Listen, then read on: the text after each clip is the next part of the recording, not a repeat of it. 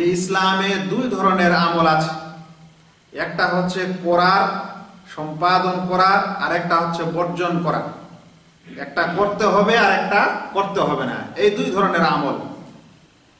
করতে হবে, নামাজ আদায় করেন, রোজা করেন, হজ করেন, যাকাত দেন, ইত্যাদি ইত্যাদি।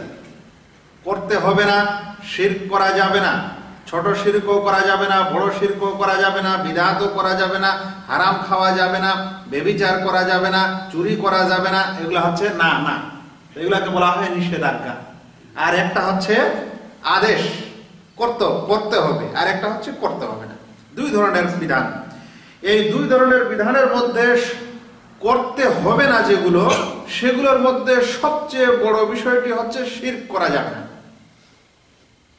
আর করতে হবে যেগুলোর মধ্যে, সেগুলোর মধ্যে সবচেয়ে বড় বিধানটি হচ্ছে তাওহীদ। আর করতে হবে না যেটা, তার মধ্যে সবচেয়ে বড় বিধানটির নাম হচ্ছে শিরক। শিরক করা যাবে না, যেগুলো করা যাবে না তার মধ্যে থেকে এটা সবচেয়ে বড় গুনাহ, এটা করা যাবে না।